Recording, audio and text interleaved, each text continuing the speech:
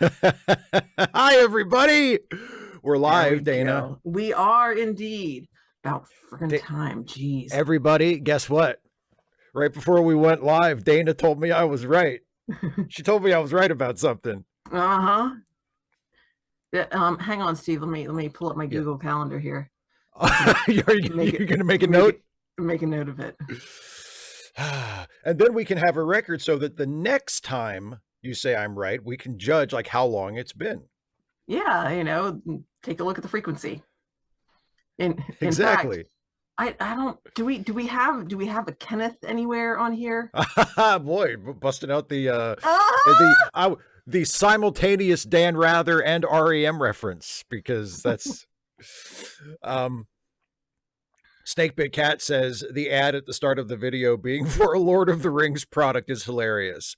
Yes. And by the way, okay, so Val Kilmer passed away. What? You haven't heard this? Yes, now I have. Okay, well, Val I had Kilmer not passed known. away. Val Kilmer died, and yeah, it's a shame. I mean, he apparently it was pneumonia. He has had, I mean, he's had throat cancer for Wait, many years, pneumonia? but Not, you apparently, know, tuberculosis? ah, boy, this Too is soon? what? Probably No, too soon. no, not too soon for me, because I literally like less than, well, a little over an hour ago, I just got done watching Tombstone. That was my that was how I dealt with my grief. I heard that Val Kilmer had died, and my immediate thought was, I gotta watch Tombstone. Um so I did. But So anyway, too what I was soon in gonna the say, sense that I made the joke before you got to.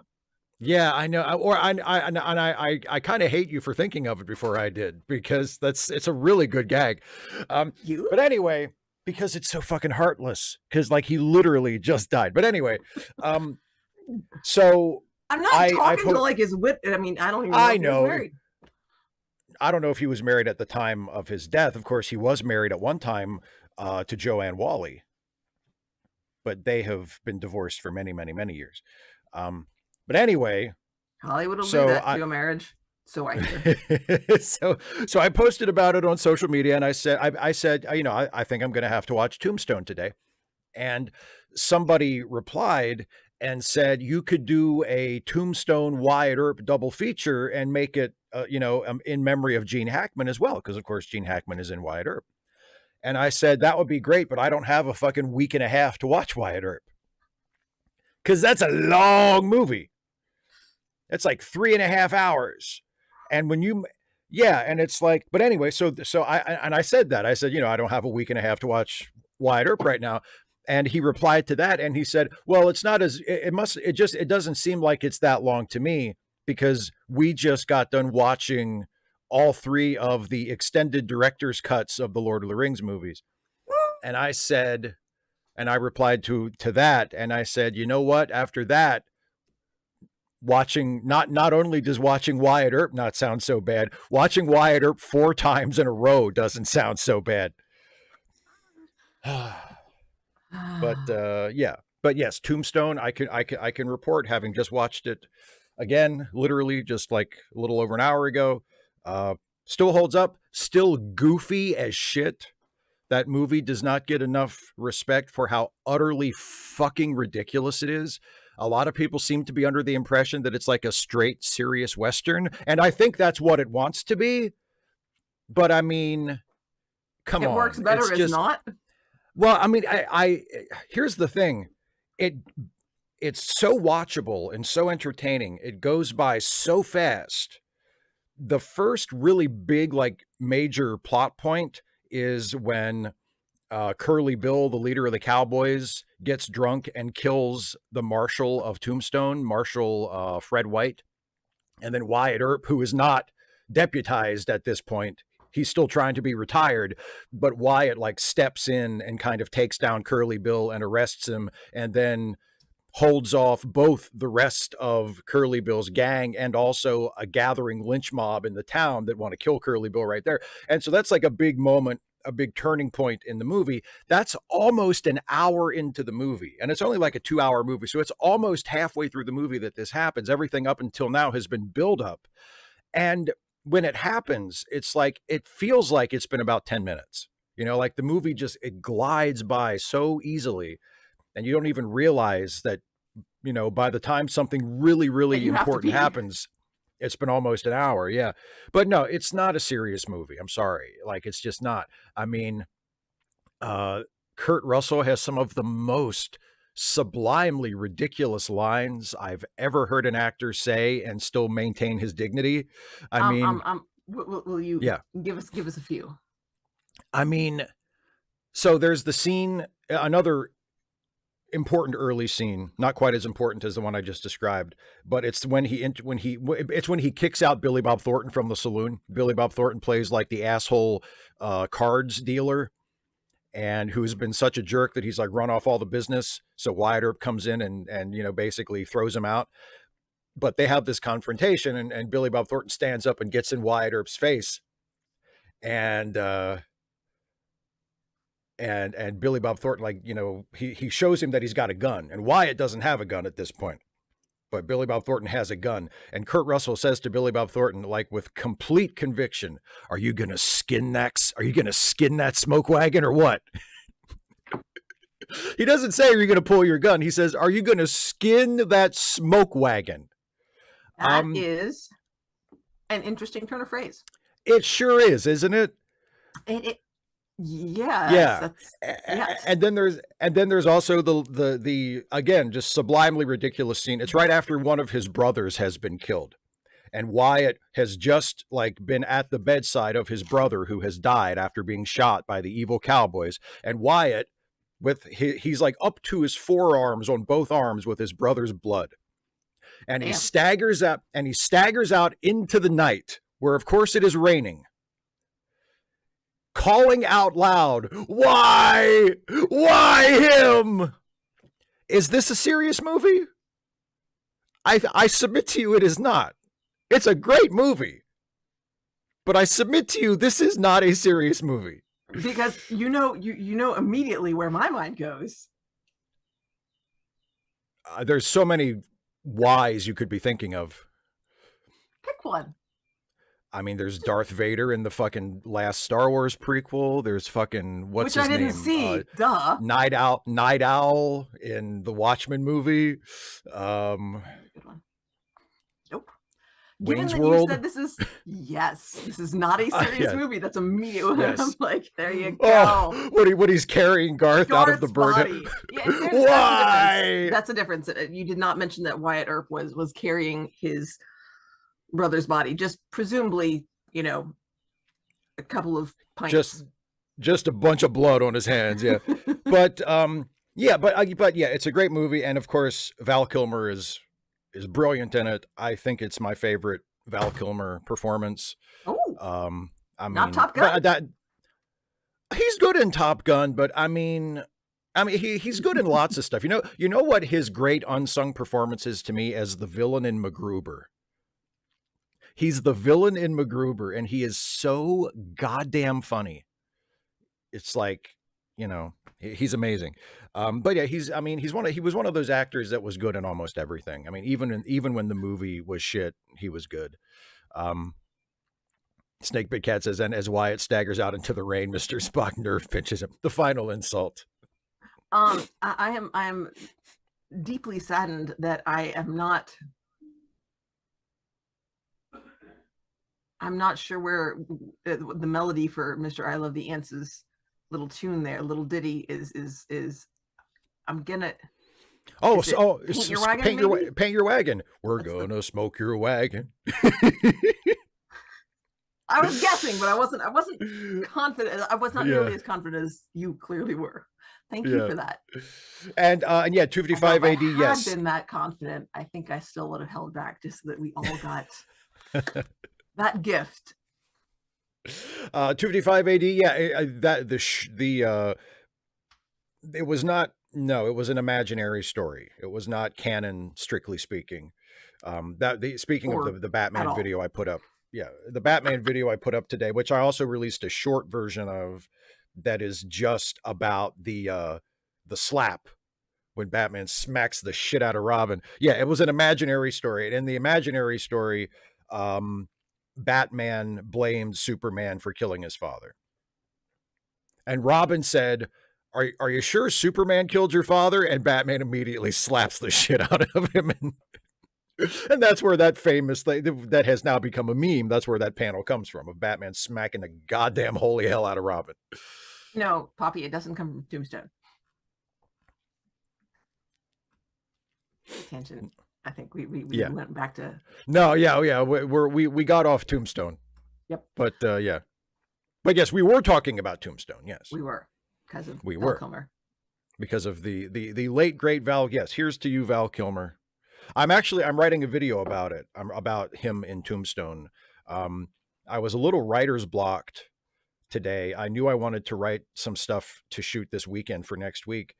And I was just empty. I was like, what am I going to do? What am I going to write? And when was this? Today. Okay. I have ideas for other videos that I want to make about like recent events, like Cory Booker, but I'm probably not going to script that. I'm probably going to just shoot that as like I might shoot like an off the cuff video about that for Friday. But as far as like actual scripted stuff, I didn't really have an idea for anything. And then I was sitting down to watch Tombstone, and I thought, this is it. I'm going to write a video about Val Kilmer playing Doc Holliday in Tombstone. So hopefully that'll be out next week. Cool. Yeah, 255 AD, you know what's funny? 255 AD says, wait, the other Batman stories aren't imaginary. This is what's really funny. It refers to the story, like the narration in that story refers to it as an imaginary story. And then at the end of the story, Batman dies. And like he redeems himself, like he realizes that Superman is innocent and he acts to save Superman, but like at the cost of his own life. So Batman dies at the end of the imaginary story. And just to make sure that the kids don't, cry, finish the comic book and complain to their parents. Just to keep the kids reading the book happy, there's a little caption at the very end that says, well, good thing that we know that Batman and Superman are actually really good friends in the real world. And it's like, I see what you're getting at, but no, like there is no real world Superman and Batman. I know what you're saying, but you're not quite there. I realize it's a complex, but yeah. So yes, the imaginary stories are even more imaginary than usual. Mr. I Love the Ants, that sounds like a great artist commission idea. Oh, that is amazing. Yes. That's awesome. Poirot slapping, because that has to happen. I mean, even if it doesn't happen like within the actual text. I mean, if we allow ourselves to imagine the lives of the characters beyond what is actually written on the page or shown on screen, there was definitely a Poirot slaps Hastings moment at some point. 255 AD, I kind of don't think so. No, this was 1965. Elseworlds didn't come around until the late 80s. Yeah. Well before Elseworlds. Yeah. No Elseworlds. They didn't have the lingo yet. No, they didn't. They just said fucking imaginary story. Well, because Marvel had What If. Mm-hmm. And I'm not sure if Marvel was doing What If in 1965 or not. It may not have been. But that was like the well-known version of that before Elseworlds. Anyway, yeah, so on to other subjects before we watch our episode. By the way, check if you need to download the episode, check the video description. You can download the Poirot episode we're all going to watch together in a bit. But yes, in Air One Fire, you'll be watching Deep Space Nine instead of Poirot today. Well, boy, aren't you a rebel? But Cory Booker broke the record for longest speech. Speechification. Yeah, in the history of the United States Senate. And I'm glad it was on something, I mean, because like there's so many people saying, oh, normally when they filibuster, they just read from the phone book or, read Green Eggs and Ham. And I'm like, that's the speechifying is not the point of the filibuster. And also this was not a filibuster because he was not. Technically, this wasn't a filibuster. Yeah. Yeah. So it's really specific. It has to be like after they've entered debate for a bill, but like it extends the debate so that it, postpones the vote. Yeah. I mentioned this because I was talking about it in one of my Patreon videos, and I didn't look it up, but I was like, I don't think a filibuster has ever actually prevented a vote. Like, No, I don't think all you so. gotta do is like wait a day. Whoop-de-frickin' do. It's mostly just an act of protest, Yeah. like, yeah. And I'm wondering, you don't happen to know off the top of your head, do you? Has it ever stopped a vote, or like prevented a vote like entirely? I don't know off the top of my head. Okay. I don't know. If y'all, those of you in the chat, if you want to look it up, I'm invested enough to ask, just on the chance that, somebody knows, but not invested enough to look it up. And by the time we're done with the stream, I will have forgotten again. It's what I do. Yeah. I want to mention, Caitlin says, it would be real sweet if you could offer me some commiserations for the laptop hassle I mentioned at the start. Yeah. Oh, my deepest commiserations. What happened? I missed it. I'm just going along with it. Oh, because sorry, I like Caitlin and she asked for sympathy, so I'm extending it. Computer troubles are the worst, and I'm very sorry that you had to deal with that. So yeah, but like pros and cons, it was very much focused on, the services and programs and such that have been gutted. And the fact that they had so much material is kind of not great. But yeah, props to him for his dedication, the work that he put into personally, like physically preparing. Basically, he did colonoscopy prep. I know, because I have recently had my very first colonoscopy. So yeah, he stopped eating anything. I think he said like on Friday or so, and then like the day before, possibly 2 days before, he'd stopped drinking anything. So it was fully, really because there's no bathroom break. Like, you can't call a timeout. Well, fuck Strom Thurmond. By the way, someone on Threads, I think, said, wherever he is in hell, I hope Strom Thurmond is seeing this and it's ruining his day. So yeah, but yeah, I'm really, it was because he was able to speak on relevant events, and people were talking about, especially towards the beginning of his speech, and you're talking about that, he's making a speech, who cares? And especially since nobody was doing anything at like friggin' 8 or 9 p.m. on the Senate floor, who cares? But he kept going, and we're like, so you wake up the next day and it's like, oh, he's still going. He's still going. By that point, like when things are starting up again, and he's actually is disrupting the business of the Senate because he was able to keep going. It's starting to get at least attention on social media, even though it was covered really poorly. I mean, in comparison to, because that's like my feed was almost entirely Cory Booker stuff. Like, oh yeah, mine too. Oh yeah, all that day. And there was one, there were a couple things that I saw that said, man, this man can talk. He's been talking since last month. Yeah. Yes. So that was, and yeah, just the fact that they had so many constituent letters from people who, had lost their jobs or had services cut that they need for their, for themselves or their families. And it's like, it's just, it kind of sucks that he has that much material to work with. Yeah. But given that there is that kind of crisis, like he said, it's awesome that he was willing to do the work and to just put in that, and has, staff that, was able to help him out on that. So, yeah. And it was good of him, and also very smart of him, knowing that, this would read as a stunt to a lot of people. And it was. I mean, I'm very happy with it, but it was certainly a stunt. To some degree, all protests are. Well, sure. Yeah, the good point. Yeah. But realizing that, and realizing that it would be sort of framed that way, especially by people who are politically against him, he continually was putting the focus on other people. Like, he spent that entire 25 hours talking about other people, not talking about himself, talking about the Democratic Party as an institution at a few points, which I thought was very smart and very welcome.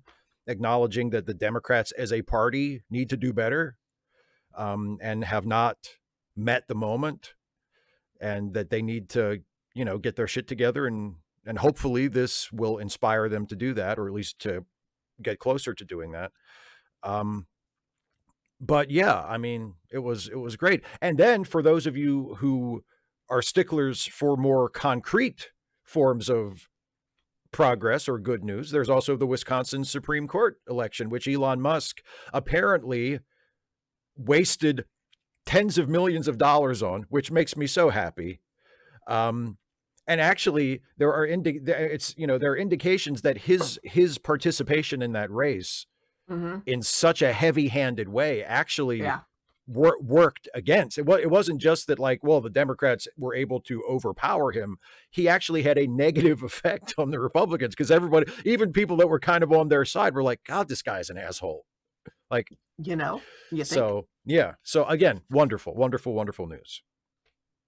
And also Republicans breaking ranks with the party in the House. In the House over the proxy vote thing. Yeah. Yeah. So yeah, was that the SAVE Act, or is that a different bill? I might be getting my. I thought it was over because they want to allow proxy voting, which they have had before in the past. They used it a lot during COVID, so it's not like it's completely unheard of. And I think it was maintained as an option long after, like, the COVID procedures had been done away with. And then, of course, when the Republicans took back over, they immediately ixnayed it because they're pricks. But it's wanted as a consideration and accommodation for people with young children, who, might not always be able to rush into the House of Representatives for a vote because they have young kids that they can't necessarily get rid of or bring with them. So yeah. Mila, I see an there from you, but that's the first message I see from you. So it looks like you're good for now. Yeah. Welcome. Mila Lilith Maria Vandenbosch. There you go. There, your name has been read. It's quite a name. Do you know what so there are, is that an emoji, or does the star mean something? What star? Because that's a member. Okay. A channel member. And thank you very much for being a channel member, Mila. That's awesome. Mila Lilith Maria Vandenbosch. So yeah, so House Thingy Bob, Booker. What was the other thing? Because you mentioned it. The Wisconsin Supreme Court. So yeah, and then also both of the House seats that were up in Florida went Republican, which is not a big surprise because both as was expected, absolutely ruby red. But so here's what I'm curious about. Both of them, as well as like everything in Wisconsin, just left. Both of those districts went more Democratic. And I've been asking around. I guess I can look it up on like Ballotpedia, but I'm curious how that's going to hold up once those seats are up for re-election, because it's a new person, whereas people are saying, since the last time we've made this much progress. And I'm like, well, how much of that is because of the actual swing leftward, and how much of it is just losing the incumbency bonus? So I'm definitely going to be curious to see what the result is. Yeah, that's something that needs to be considered. And obviously there's also the factor of, and this could go one way or the other. I mean, these were special elections. I mean, yeah. And so voter behavior isn't completely typical. Yeah. It's special. Yeah. Yeah. But then again, I mean, the Wisconsin Supreme Court thing was a special election too. And their turnout was, through the roof. But then again, that was kind of a Streisand effect thing because of Elon Musk sticking his nose in. Spend some more money on friggin' elections. And you know what I love? This doesn't surprise me. I expected this would be the pivot if they lost. Before the election, Elon was out there saying, this is the most important election ever. The future of democracy hangs in the balance. And then after he lost, he goes on Twitter like, it wasn't that important. Like, you fucking You I don't transparent care. little I'm fucking not shit. mad. I'm not mad. Yeah. Yeah. So yeah, Alice also says Dems just got to keep trying every. You're goddamn right. That's exactly right, Alice. speaking of which, look for, and Steve, I might ask you to put, I'll see if I can give you a link, maybe put it in your streams after, especially, this is not an Ask Away week, is it? No, it's not. No. Shoot. Well, in the description in your videos, there are a lot of cities are having protests and rallies this weekend. April 5th is like going to be a big push for, getting Yes. out and, protesting, marching, whatever's going on in your city. But please look around. I know I'm going to be attending one here in Chattanooga, and my family's going to be down in Florida. They're getting together next week as the spring break for everybody else, but I have elected not to drive down Saturday and drive back on Sunday all the way down to Central Florida. So pretty smart. Pretty not smart. happening. But I am, however, going to text them, hey, here's something going on in that area. So, who knows, maybe they'll be able to stop by. A little nudge, yeah. Caitlin, yes, I did see the story with the laptop spilling soup on it. I'm glad that things seem to be okay, or at least moving in the direction of okay. I have accidentally dropped my laptop in a puddle once, and it was like a big one too. So it was like getting out of the car. I was like, I think I told you about this. This has been a couple years ago now. What was I doing? I was shooting a video in the kitchen, and I had my laptop like in front of me, and I dropped something on the laptop, and something heavy. I think it was maybe my audio recorder or like some piece of my like filming equipment. And the audio recorder, it's not like super heavy, but it's kind of a heavy thing to be dropping on your laptop from a great height, right? From several feet up. And so I dropped it, and the laptop just froze. Like it wouldn't do anything. I couldn't turn it off. I would close it and open it. It was still there. It was just like completely frozen. And I was like, oh fuck. Oh fuck, what have I done? And I've had this laptop for about 5 years now, but at this point it was still relatively new, and I was like, what the fuck? Oh my god. Nothing looked broken, it just wasn't doing anything. And so I came up with the bright idea. I know, I'll take out the battery, and that'll like force it to reset. But I realized the battery is not easily removed, and I didn't have a screwdriver small enough to screw out the teeny tiny little screws that you need to take out to take the back of the laptop off and disconnect the battery. So I had to go to Lowe's specifically to get a teeny tiny screwdriver, and then come back and take it apart. And it worked. Like I still have the laptop. It still works. I use it all the time. I was writing on it earlier today, but yeah, that was a little bit of an emergency where I was like, oh, fucking perfect. I broke my laptop. I was in a panic today. So, I recently, yesterday, wasn't it? I applied for my passport. Mm-hmm. So anyway, today I was putting some stuff away, and I went to, cause I had driver's license. They also needed a second form of ID since I was across the state freaking line. Yeah. I went to the Chattanooga library to do it. Unfortunately, I'd actually been there volunteering the day before, and I like, look, I can come back sometime this week, if you have any openings. And they said, we're booked out till June, but we'll see if there's any cancellations. They had one for the very next day. Great. And Empire Jeff, nice fun. Good. Nicely done. So I made sure I had everything, had everything I needed. And so I was putting stuff away, and I was like, I could not find my birth certificate. I was like, oh my God. And I'm just like, I went all through the folder that I'd taken with me. And then I went out and I looked where I had set it down on the table before, getting ready to put everything away. And I'm just like panicking. And I'm thinking, I guess it's good that I had it. I didn't lose it until after I applied. But I'm just like, what? And so in the car, we're going to have to, Cora's got the car, we'll have to call her, see if she's got her, just wait till she comes back, and then go out with a flashlight. It's going to be dark. And, could it be, at the library? So I called the library and I'm like, hi, this is Dana Cole. I was there yesterday, and I'm so sorry. Is there a chance that I left my birth certificate there? And I'm like, I know I didn't, because the table was cleared off. There was nothing on it. And she says, It's very nice. She's like, I was working with you, and you get that back, but we have to send in the document. We have to send that in with it. So like, they had it, but they were supposed to have it. Yeah. Yeah. I was like, oh yeah, she told me that. I remember that now. But like, that is how, first of all, how quickly I can forget something, and how completely, because like I was just like, it's just out of your head. Yeah. Yeah. It's just not there. Holy Moses. Okay. Anyway, yes, it's 6:30. I just want to acknowledge Caitlin says, oh, I had to get a teeny tiny screwdriver too. Solidarity. Teeny tiny screwdriver solidarity. I'm telling you, these multi-tools, they're nice.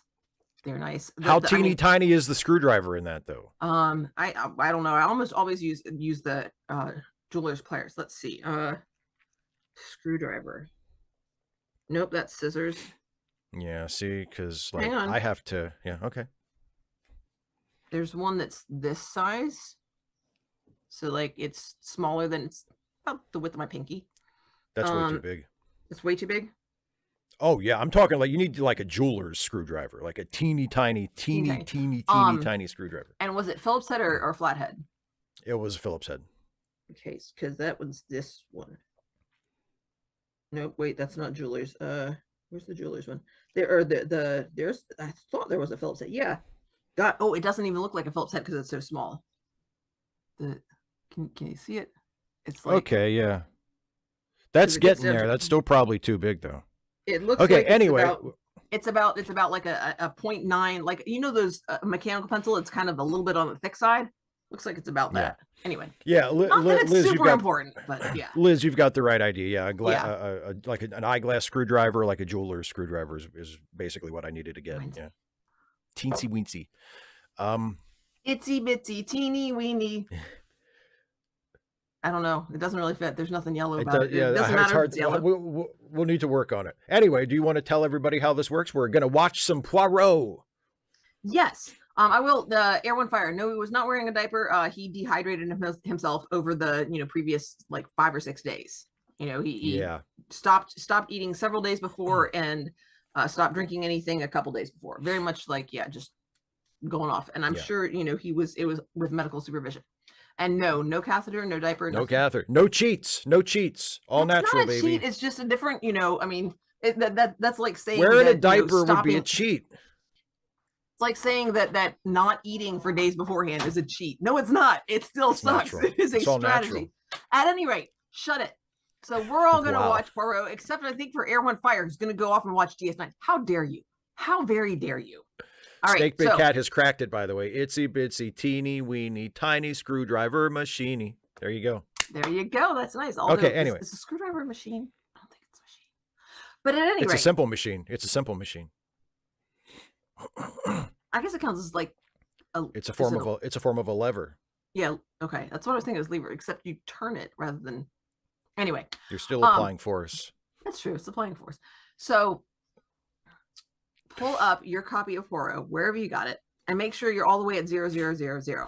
And then make sure you've got the little play button. You can cursor over it or remote for it or whatever, and you're ready. So when Steve says 3, 2, 1, play, we all press play when Steve says play, and it begins. And if it's not exact, not a big deal.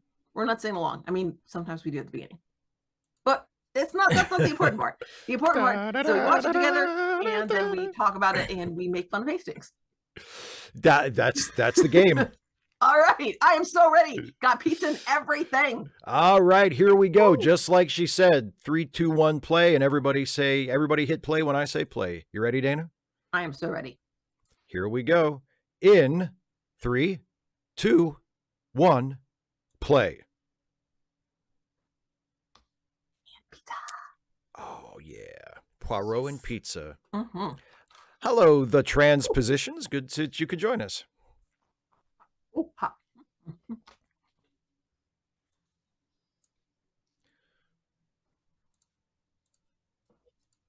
Caitlin, for me, it's about like the character interactions.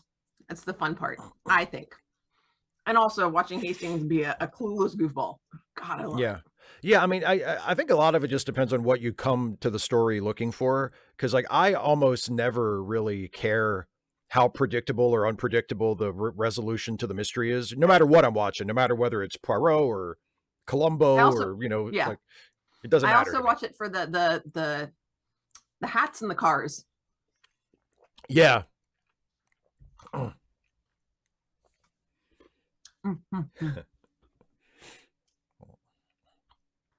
And of course, the mustache.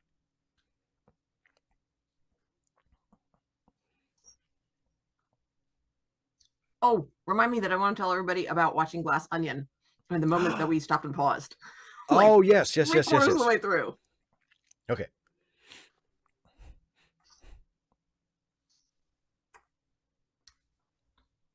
A chandelier in pieces. Wait, no, sorry, that's the opening of the Phantom of the Opera.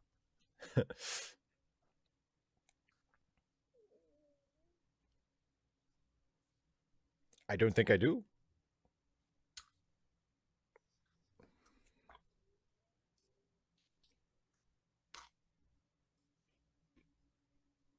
Oh no, what? Why are you telling him?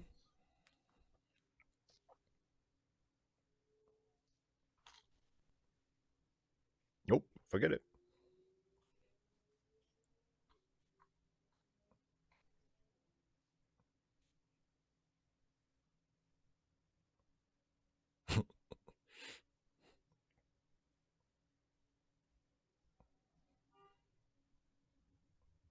Fuck you, Poirot.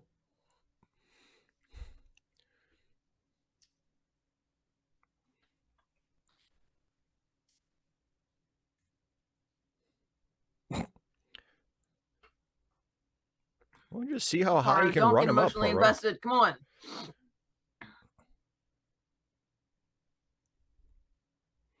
No, shake your head. No, no. There No, you no, no, go. no. No, no, no. Thank you, Liz. Dun, dun, dun, dun, dun, dun. Such a great opening. The chandelier lights up and sweeps out into the mezzanine.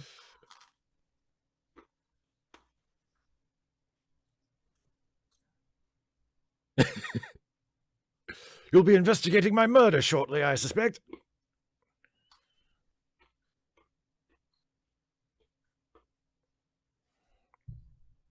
Um,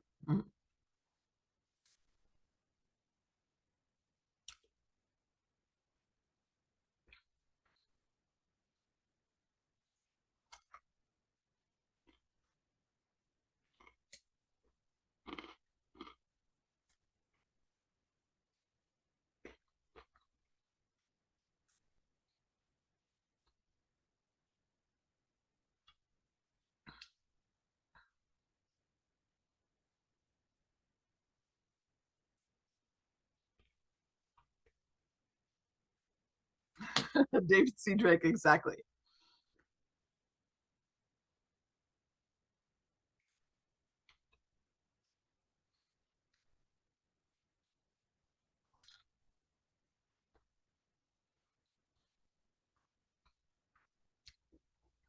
Has many enemies.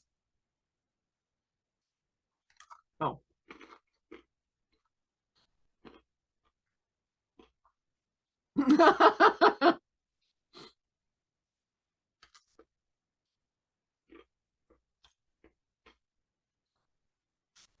Caitlin, exactly. In fact, even more expensive services so that Poirot can afford to take pity on the misaccused maids. Michael Adams says, "Oh, I see. Poirot actually kills this guy." No, what he does is he solves the crime, but then he doesn't tell the police. He just takes the murderer out to dinner.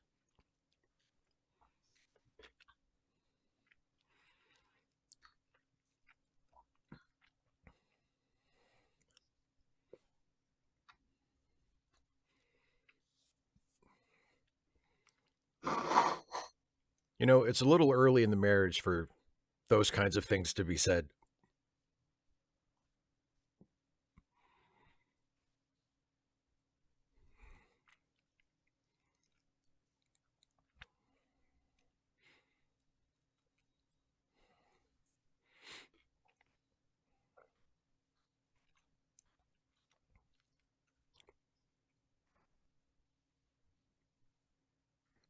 Oh, there's a little girl having tea.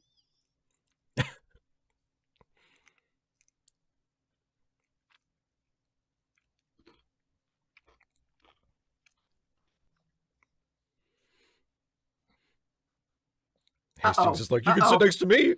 Uh-oh.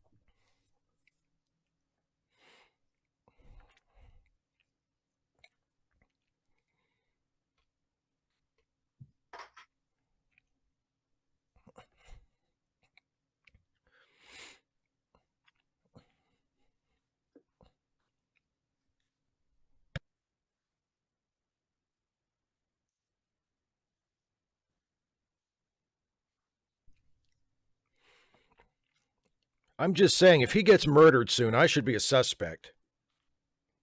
Oh, Wimperley. What a perfectly British name for a place. Mm-hmm.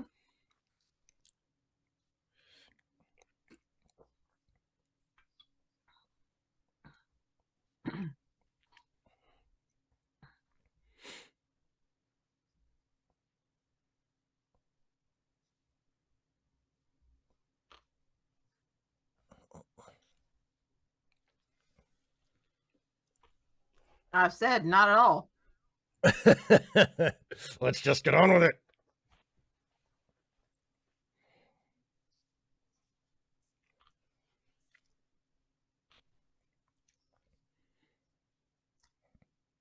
We're calling it outdoor furniture.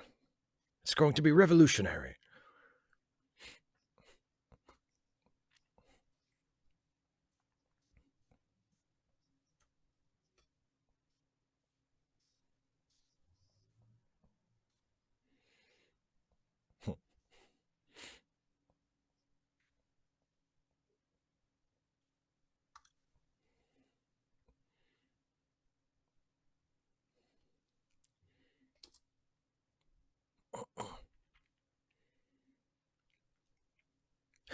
I love that they're treating like a metal bench like the first demonstration of electricity or something.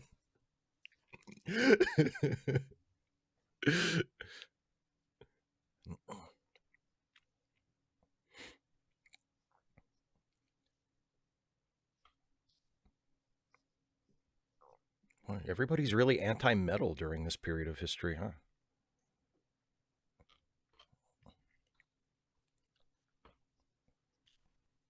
As opposed to avoiding them, which is what I typically do.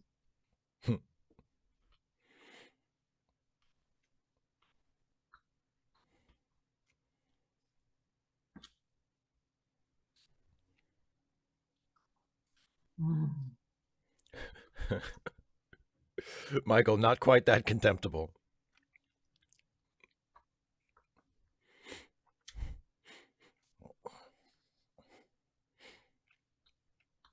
Oh, that's embarrassing. They already have a red car there. You're just going to have to take that one away.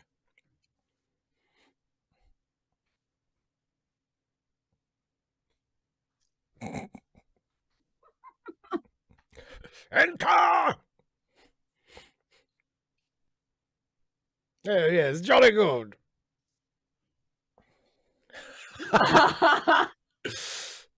Of course, you're not meant to call them secretaries anymore, are you?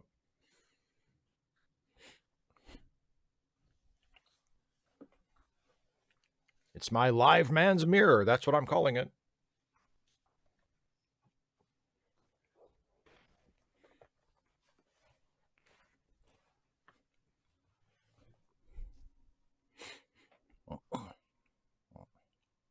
Caitlin, yeah. Mm-hmm.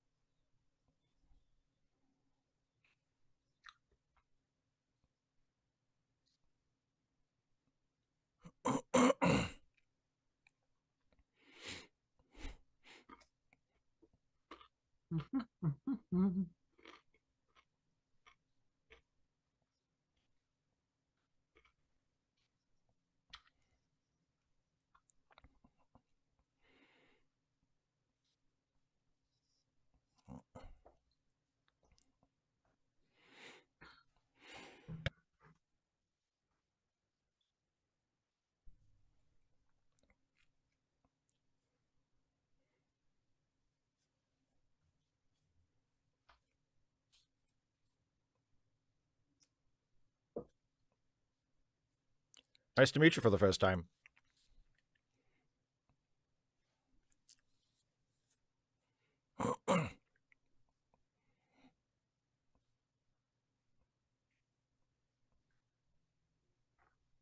Mine.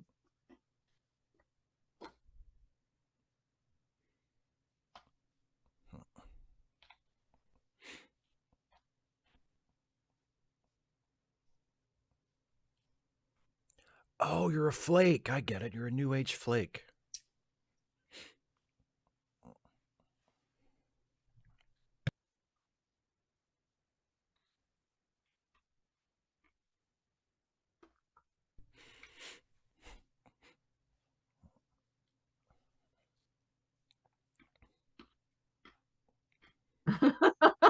Such a great face.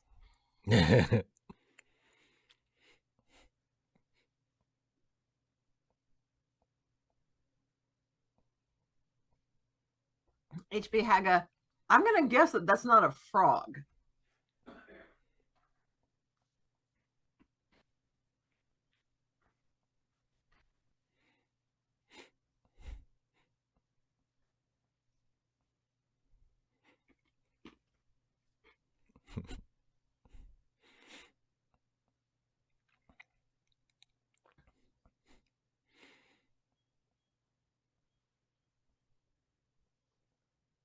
Oh, wow. She closed that door with her mind.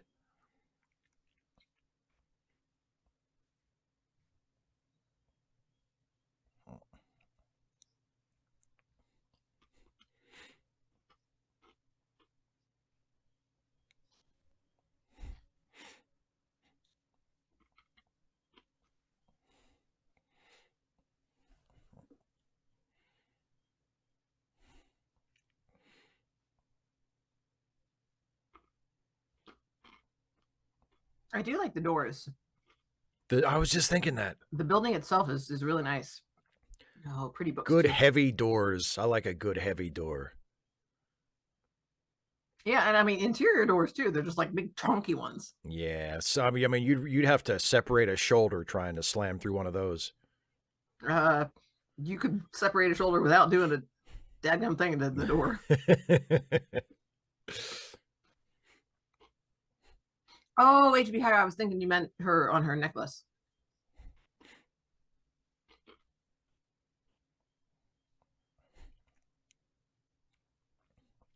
Everybody's checking their watches. What's going on?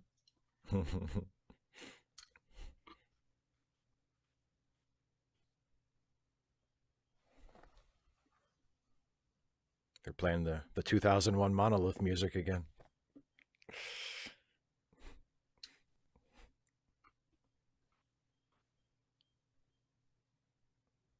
Oh, Michael, absolutely. And this and also the Granada Sherlock Holmes show from the 80s. Mm-hmm. Same thing, like amazing. They found the most incredible houses and locations to shoot in.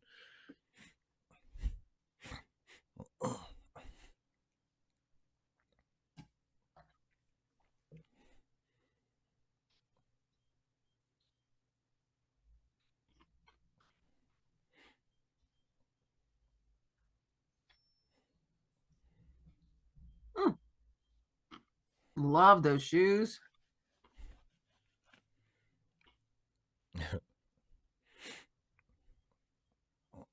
It's a terrible enclosure for those fish. They're just for show.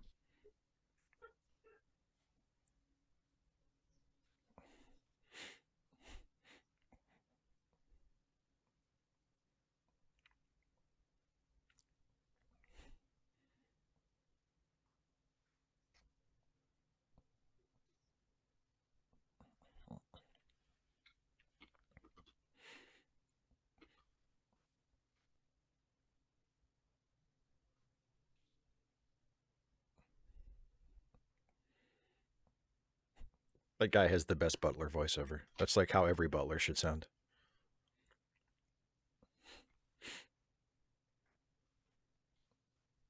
He was working in the study, ma'am. He was working in the lab late one night. The music wants you to pay attention. It says you must. See, somebody's going to have to break one of the doors down. Good luck with that. You know, it's not the door so much as it is the latch. Yeah, good job, buddy. Dun, dun, dun. Well, at least the book soaked up most of the blood. It's not as big of a mess as it might have been.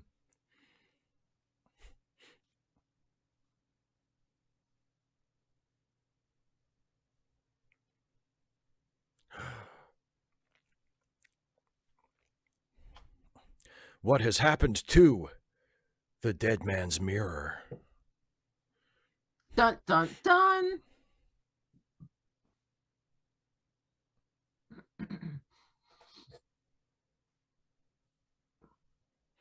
Oh, God.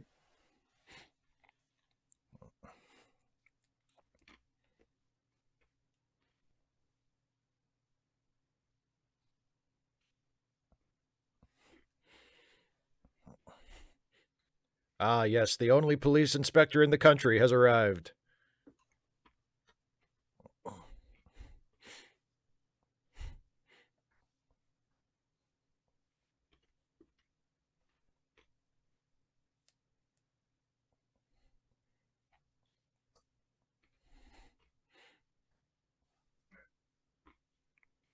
Well, we'll have to have forensics come in here to be sure, but I think he's dead.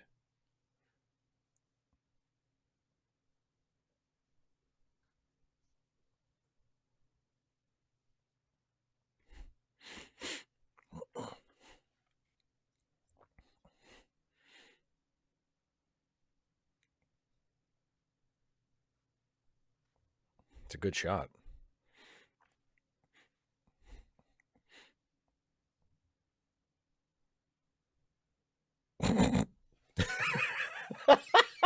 That's the best suicide note ever. Sorry, in gigantic letters. Oh, Gregory, I didn't notice that. That's cool.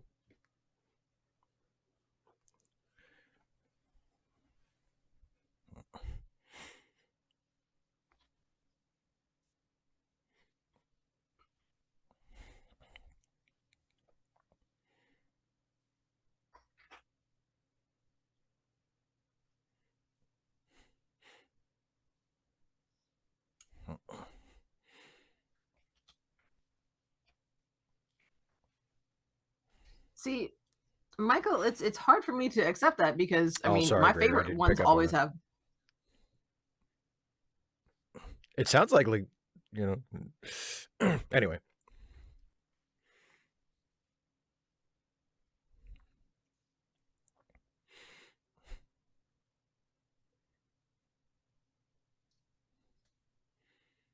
These curtains are adorable, though. Has anybody seen these curtains?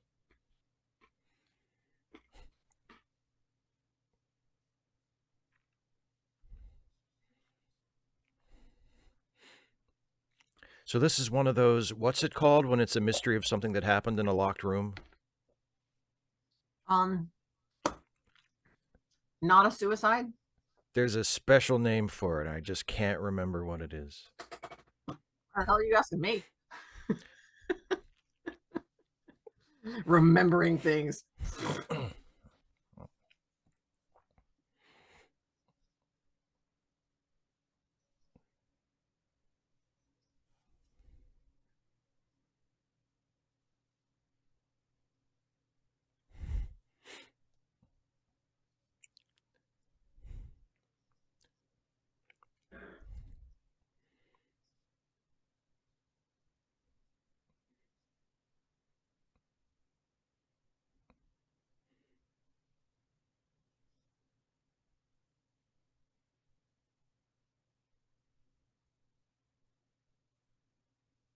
Ah, very clever. Poirot, you've killed before, haven't you?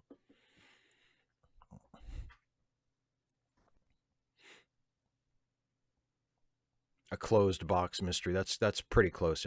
I think Caitlin and H.B. Haga have it almost pinned down between the two of them. All right, yeah.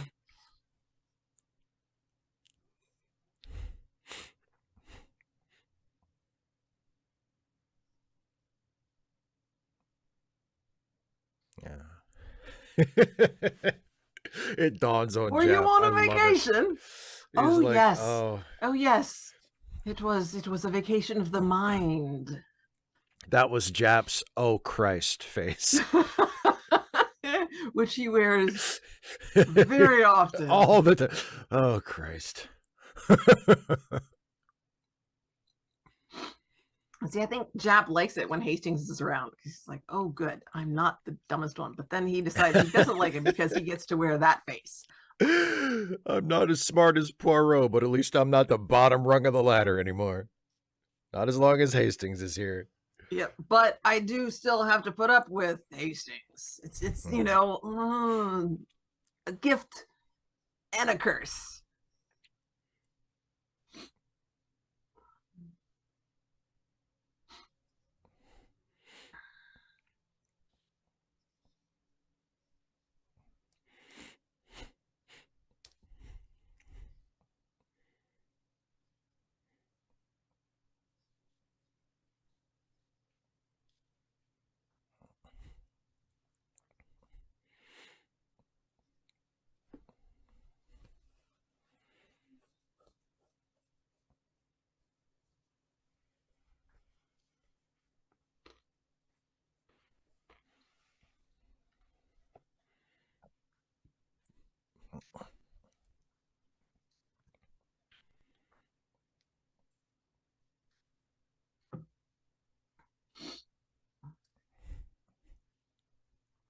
C'est bien intéressant.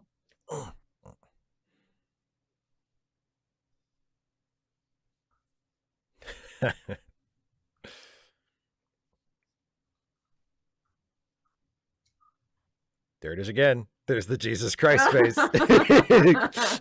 He's like, oh. And it's Hastings. See? These fucking people.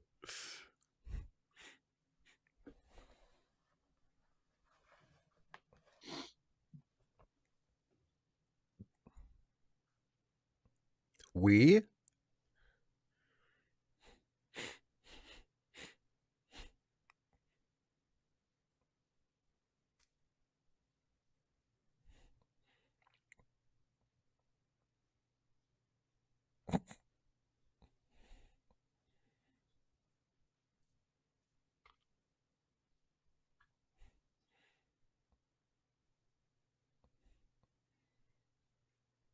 Bum, bum, bum.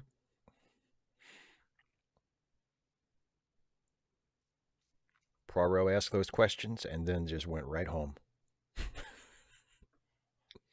He's like, I'm not the police. This is not my job. Poirot is not retained by the police.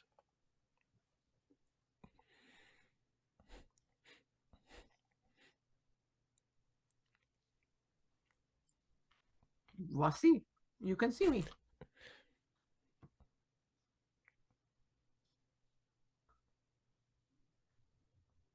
Oh, I thought he said Swan Lake. Oh. I thought he was inviting me to the ballet. I'm sorry.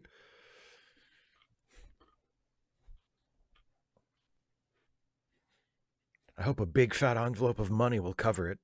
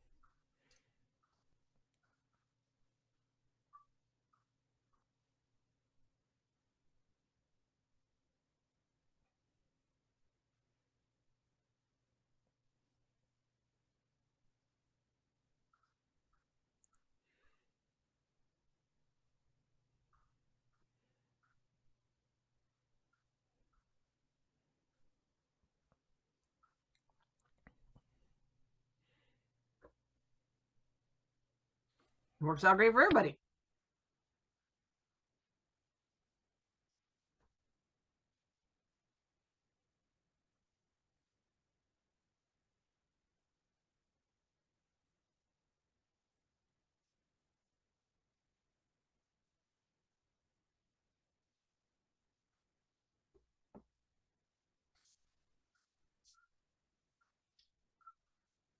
That is why I make the envelopes full of money.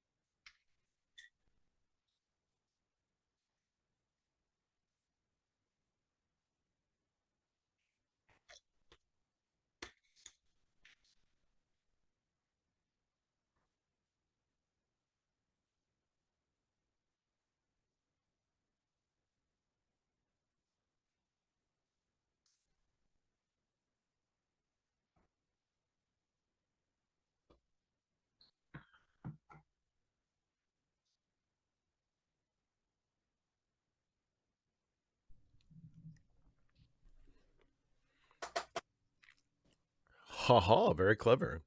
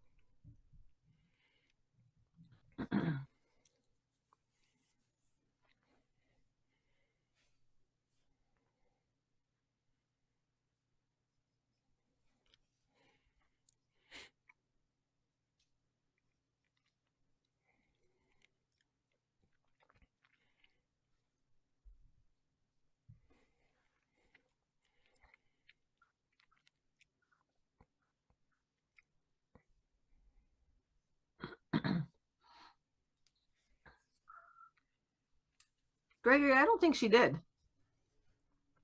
She did something though. She's acting Oh too yeah, innocent. I think she's gonna die. I think she's gonna die. You don't think she's a secret mother of somebody? She might be.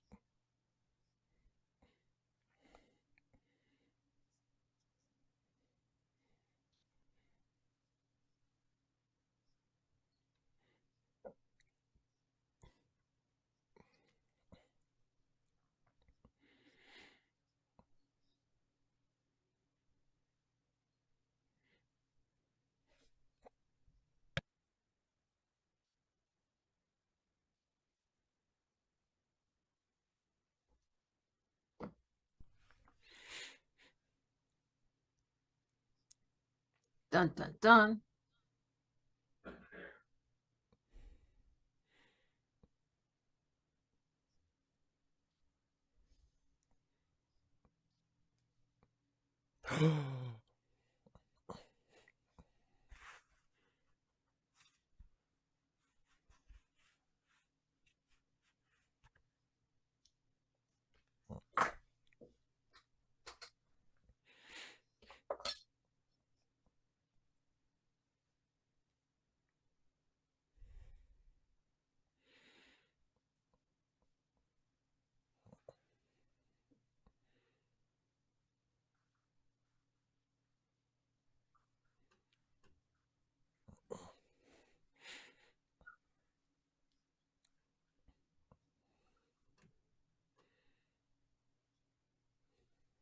It is my show, Inspector.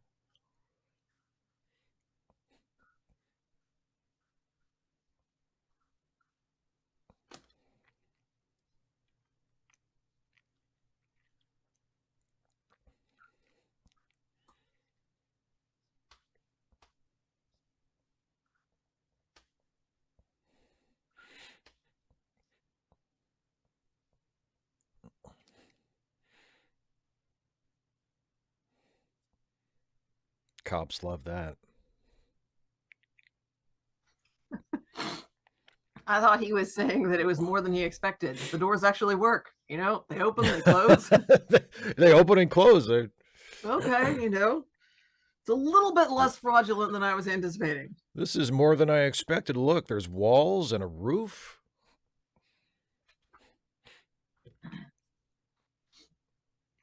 Oh, God, it's worse than I thought. He's a model maker.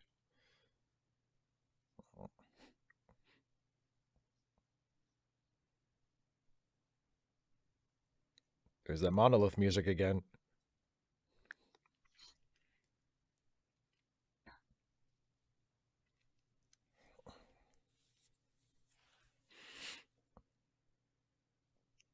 Oh, that must be the smoke we were smelling.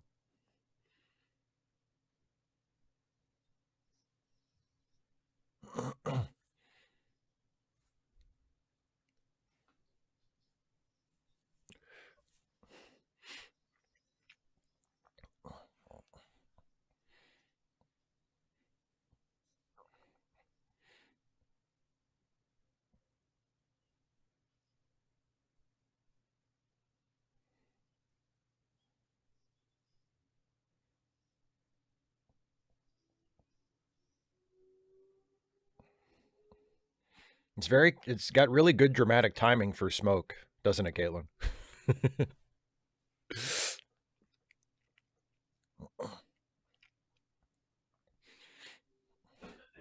Thanks for all your help, Poirot. Couldn't have done without you, buddy. Woo!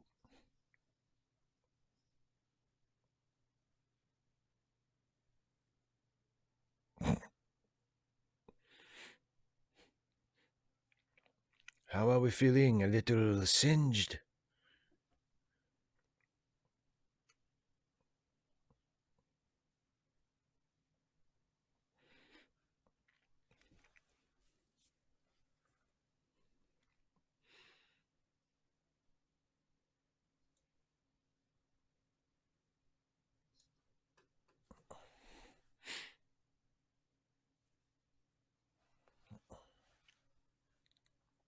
Caitlin, so very convenient, wasn't it?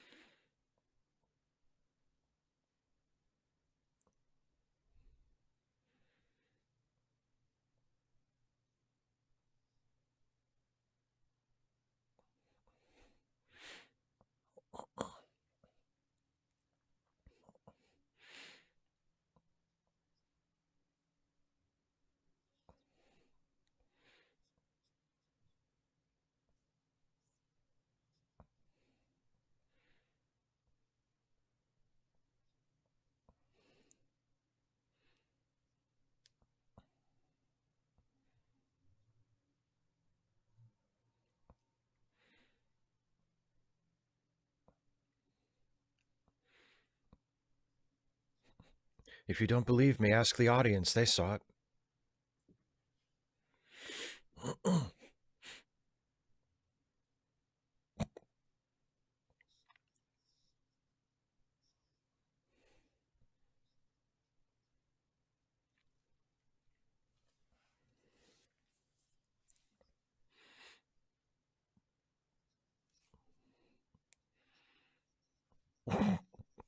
Please place an order.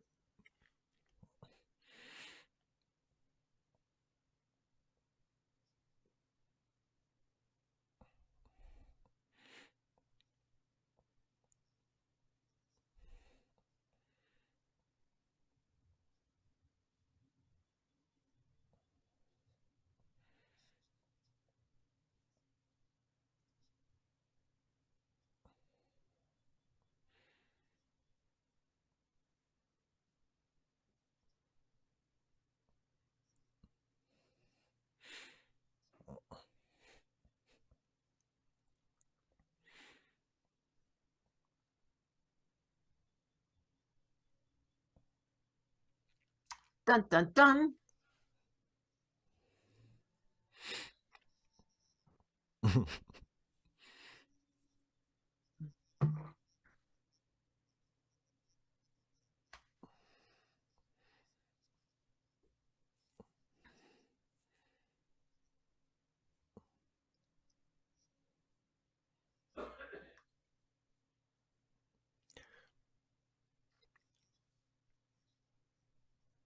Because we're watching Poirot, they suck.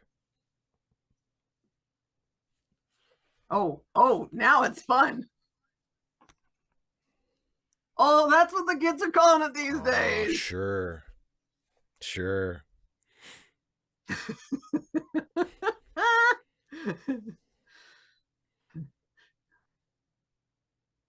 Jap's like, can somebody get Hastings with a cane?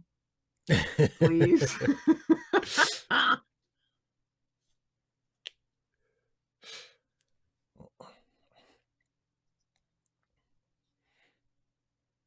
And yet,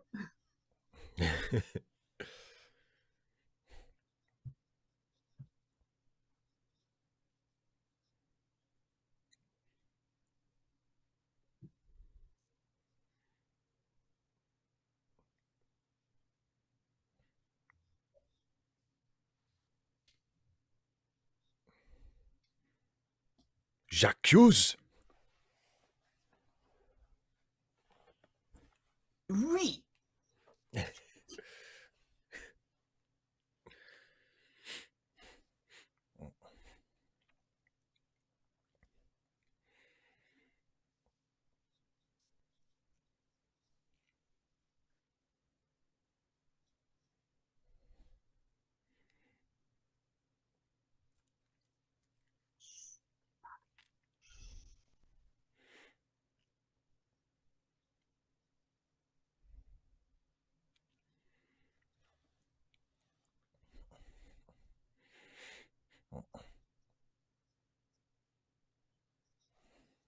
Oh, nicely done.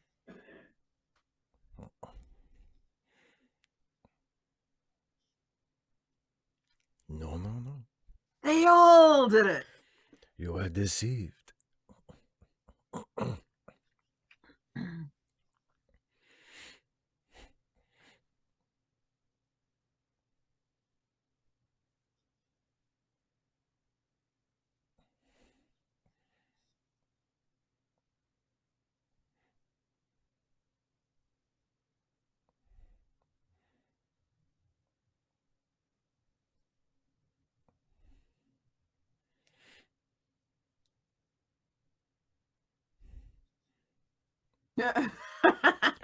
Now, Hastings, I'm going to shoot you to recreate the crime.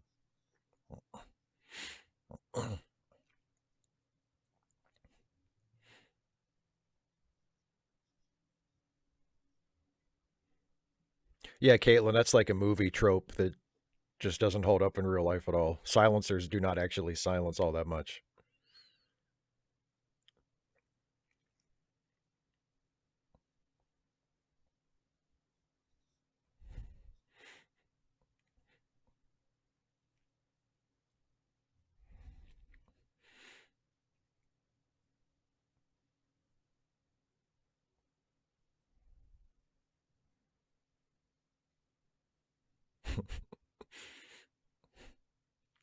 Aha.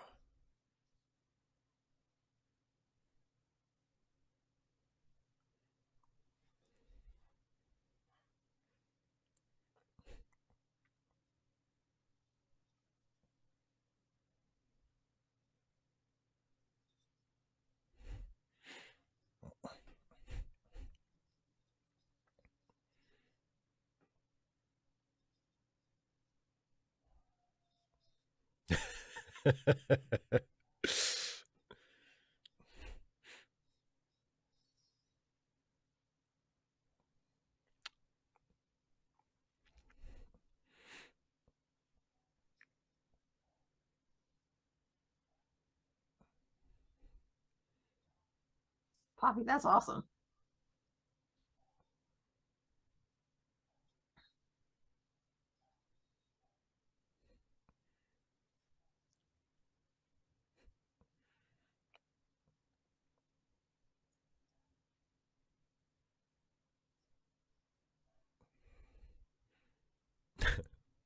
It was me, Poirot.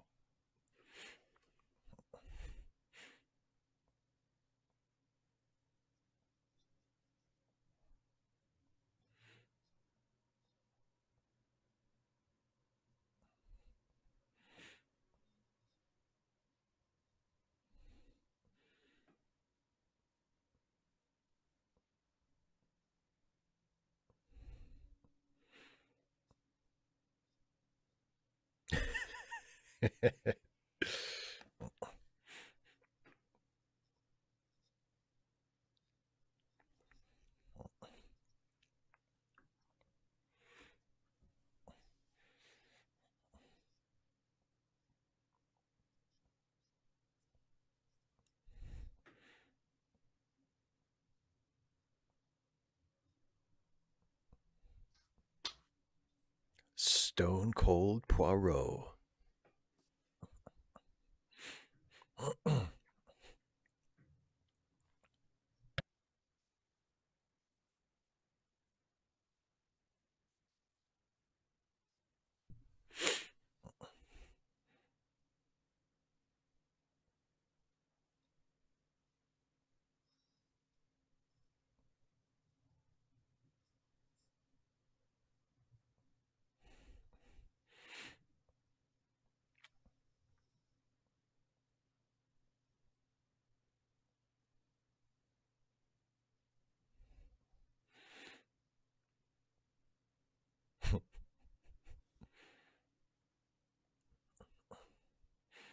King Tut.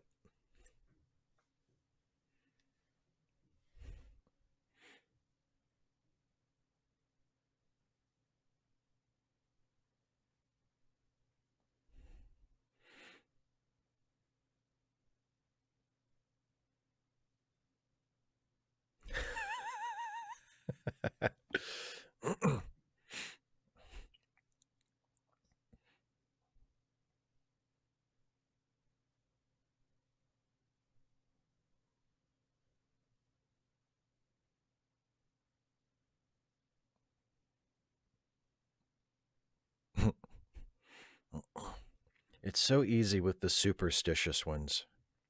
I know, right?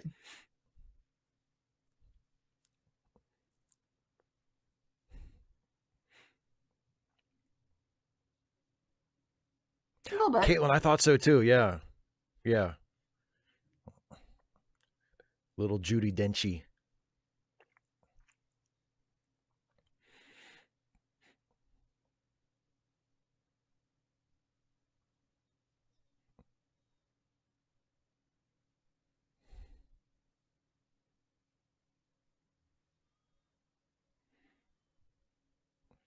Okay, I'm pretty sure I heard this episode of the Adventures of Superman radio show.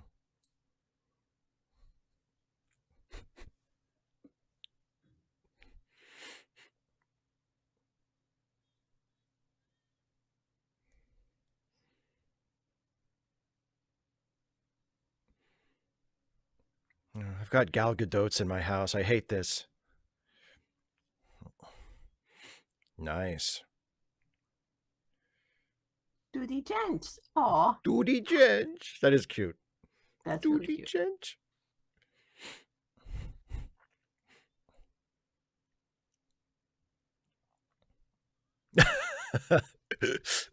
The noose is a little much.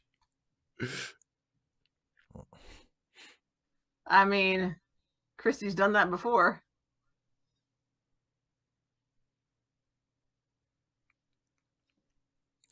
Uh-huh.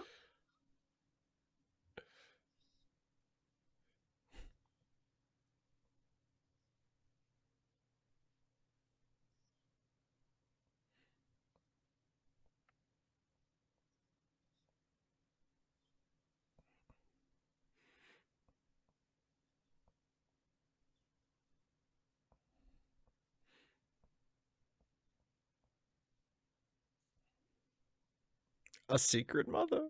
Just look at them sitting next to each other. They got their hairstyle the same way.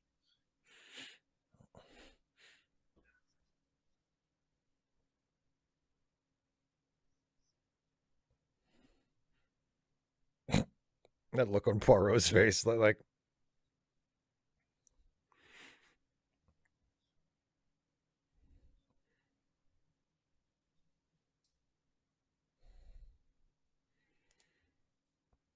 yeah, Caitlin, that it's not like a Yeah. it's not like a brilliant guess. There's a secret parent in about half of these. Yeah.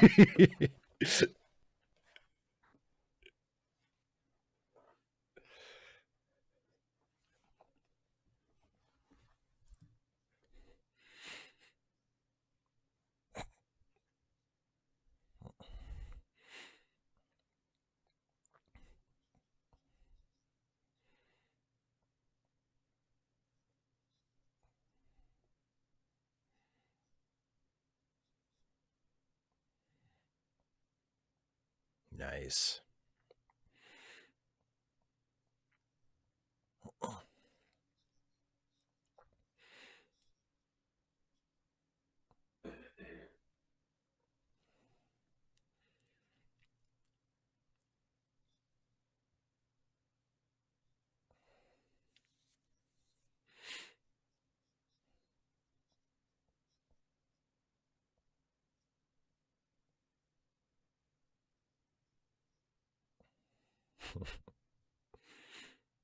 Oh. You don't think a popping cork sounds exactly like a gunshot? Oh, completely.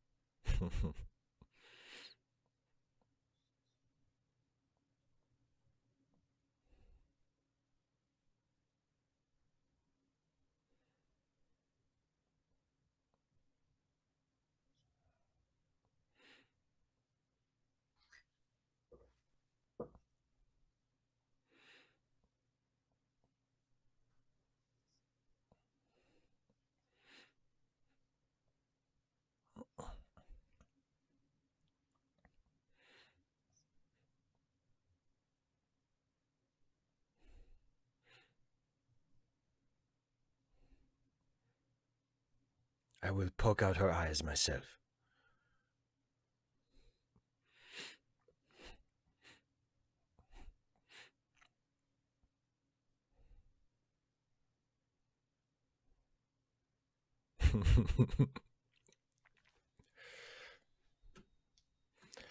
The end. Yep. Poirot. It And reminds me a yeah, go lot ahead. of Gosford Park with some Yeah, slight adjustments. I can see that. Yeah. I mean, she doesn't do it because she knows that the daughter is going to. She does it so that the daughter will financially benefit. Right. And she doesn't get away with it. Yeah. Sorry, spoilers. Sort Spoilers for of. Gosford Park. Yeah, Caitlin makes an interesting observation. Yeah, I mean, I mean, I'm not as familiar with Christie's body of work as you are, Dana, but just from watching these shows, I mean, yeah, like secret parent, secret child, Yeah, she likes that that one. that yeah, that comes up a lot.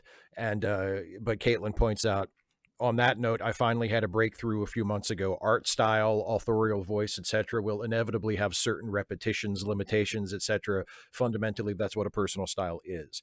Mm-hmm. Yes, and that's why I often say, like, the most important thing is execution. You know, um, if you just sort of look at it flat as like a collection of tropes, then you can say, oh, Christie's writing was very repetitive and she had crutches that she leaned on. But what really matters is the execution. Yeah. If you are enjoying the story while you read it or watch it or whatever, then the fact that it contains, elements that the author likes to use over and over again isn't as important, and won't reflect as poorly on the Or creativity of the author. isn't a problem Yeah. necessarily. It's Yeah. just I mean, because I mean, honestly, there's only 26 letters in the English alphabet. So you work with what Yeah. you've got. Yeah. There's, the old saying, there's nothing new under the sun, you know. Caitlin, yes, I appreciate that. That's a that's a joke from another. I think that's a joke from a YouTube comment. They suck. You are not wrong, and it sucks that we are so familiar with that.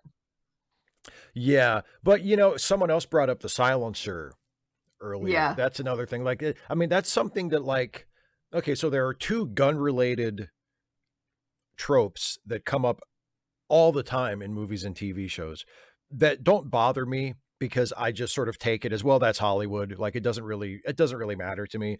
But when I think about it, it bothers me a little bit, because there are two things that happen repeatedly in movies and TV shows all the time that are just not true. And one is that silencers silence gunshots that much. I mean, it does make a difference. Like, if you listen to a silenced gunshot and an unsilenced, like, the silenced one is a lot. Yeah, but you can still hear it. Well, I mean, if somebody shot one in the next room, you would know it. I mean, like we talked about the doors, those doors are, thick and chunky, which means the walls are also thick and chunky.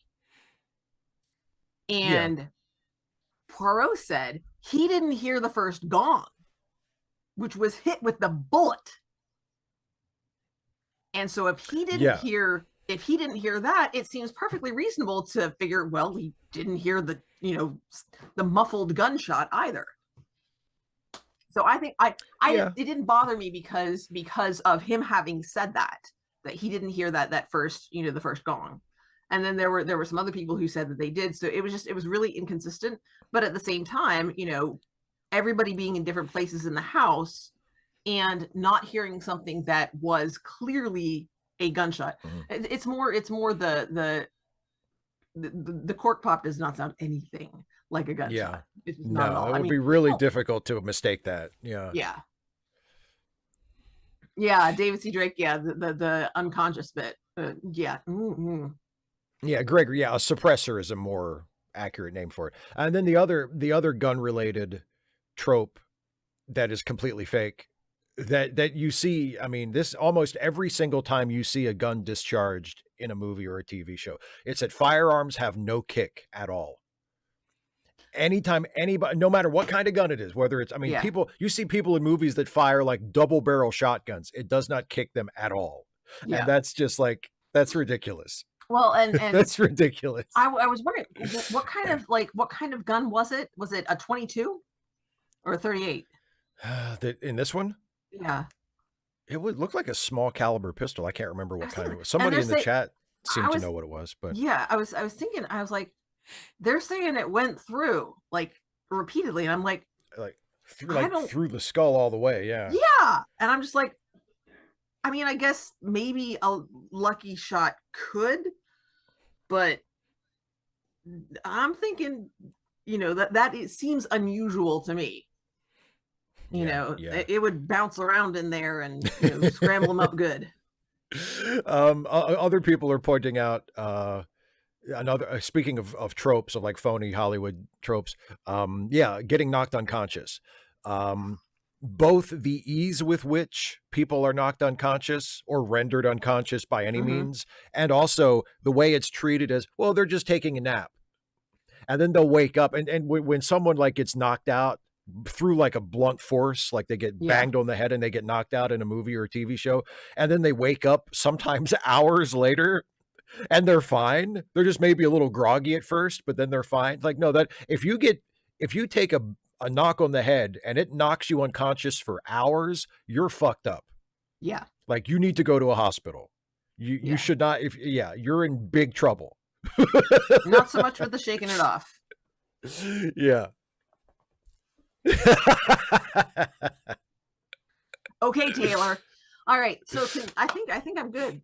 Can we do a not Wordle? We sure can. Wordmaster. Here we go. Wordmaster. Go ahead. So we're gonna play not Wordle but Wordmaster, and so Steve's gonna have it up on the screen for everybody to look at, except for me. I don't get to see it. That's right. And so I'm kind of guessing. I'm trying to keep the letters in my head and moved around there, but I can see the chat over here. So, feel free to make your guesses and suggestions, and we will work as a team to yes, we will guess this word. We're still 100%, ain't we? I think so. No, actually, no. I think we were 100% on real Wordle before we moved on to this one. I think we have missed one on Wordmaster. Okay. So not a perfect record, but pretty damn close. We're still very awesome. Yes. And it has the benefit of not having a daily thing. So we don't have to worry about anybody knowing it, because it just gives you, exactly. Kirok, yes, we did talk about Val Kilmer at the beginning of the show. Yes. Yep. Okay, so here is the Wordmaster puzzle that we will be playing. And like Dana explained, she's not seeing it, but she is in charge. So shall we begin with your customary starter word? Let's. Heart, heart. Okay, well, it's better than last time. If anybody was watching last time, the starter word the starter word gave us absolutely nothing. This time, the second one. Okay, so that's true. Yeah, and we still got it. We still got it. We have heart gives us an E and a T, but both in the wrong position. All right, let's go ahead with lions for my second starter word. Oh, lions. Okay, once again, lions gives us an I, but in the wrong position. So now we know there's an E and a T and an I. Okay. But we don't know where they go yet. So neither of them are the second letter. Neither of the vowels are the second letter. Right. And the T is not the last letter. Oh, and there's no N. There's no N. Because twine would otherwise work. Yeah, that's true. That's Michael, true. nope, there's no R. No R, no S, no L, no H.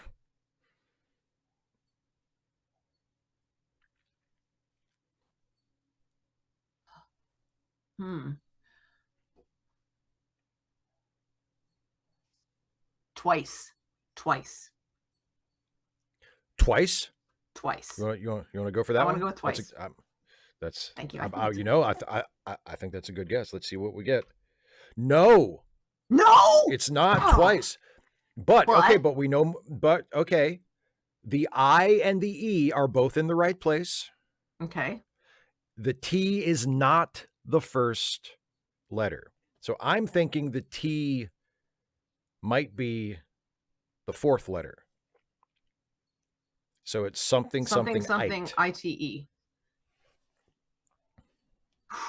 So what's a good consonant cluster that we ain't used? You know what it could be? Quite. Yes. Because we haven't tried Q and we haven't tried U. Yeah, we almost never use Q, and we don't use the U. That works. You want to try that one? Yeah, I like that. Quite. Let's see if that's it. That's it. Yep. We can't use spite because we no S. No S. Yeah, Michael, yeah. We were it's on the quite. Same... Quite. Quite so.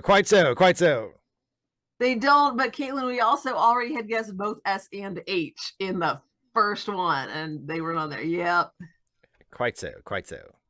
Well, boo, I liked my twice. But well, we couldn't have gotten to quite without your twice. You don't know that. No one ever knows what would have happened. So I'm saying I know what would have happened. Go ahead. Let's end this with some symmetry. Go ahead. Say what you're thinking. Go ahead. I'm saying I know what would have happened. I'm saying no, you don't. See, that's not how you want to phrase it, though. To make it a cap. Remember how we started the show when you said I was Right before we went on the air, you said I was.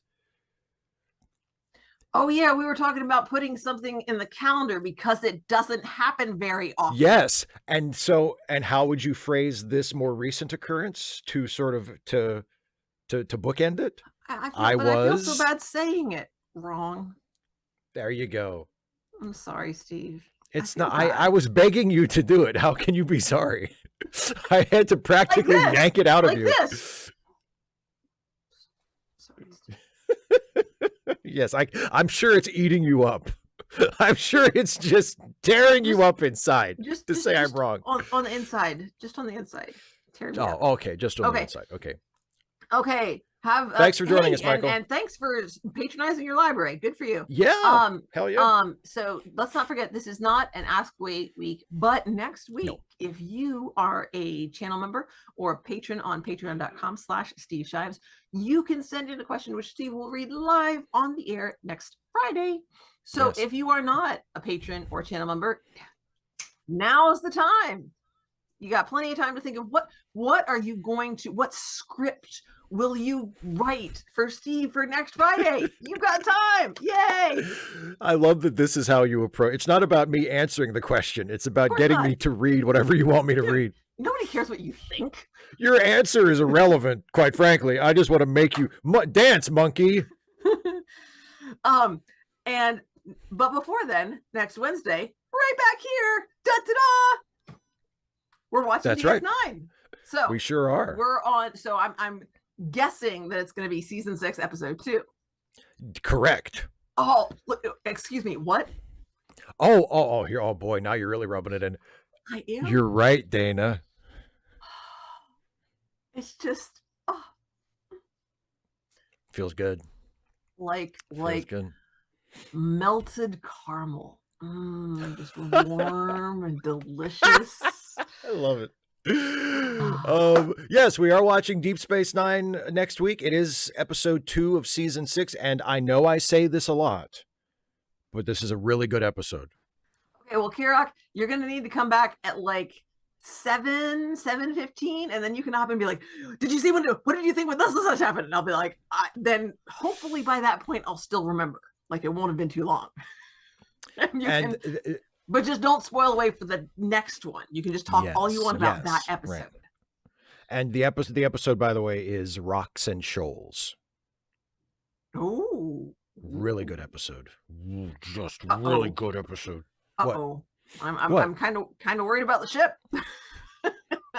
Title like that does not bode well for yes, well, because remember how it ended the last time when they were in a bit of jeopardy with in the ship they were on. Yes. In jeopardy. Ooh, baby. Our ship's in jeopardy, baby. Or the Weird Al version, which in some ways I like even better. I lost on Jeopardy, baby. Ooh. Oh yeah. Anyway. Also, don't forget, check down in the description. In addition to having like all the stuff about the stream, we also have some organizations that we think are worth supporting. So if you have the financial means to do so, there you go. Indeed. Also, if you stuck with us, check back in the description, that thing. Description, yeah. And see the protests coming up. A number of them are called Hands Off. So you can just look the April 5th protest. April 5th protest. There are a lot of other ones too. So yeah, just look, find something that you can go to in your area, connect with people who share your values. Building community is how we make a difference. And on that note, also in the description, we've also got charitylinks.page, which is a curated list of some friends and associates of ours who could use some financial assistance. So again, if you have the means to do so, helping people is good. It sure is. And on that note, you know what else is good? There are it's so many a long things list that are good. You know what? Having somebody else tell you that you're right. That is that's like really good. Yeah. Well, I was going to say, what I was getting at is what else is good is even though I love doing this and this is a wonderful stream and I look forward to it every week, it's also nice to be done. Thanks so much for joining us, everybody. Bye, everybody. We'll see you next time. Yeah.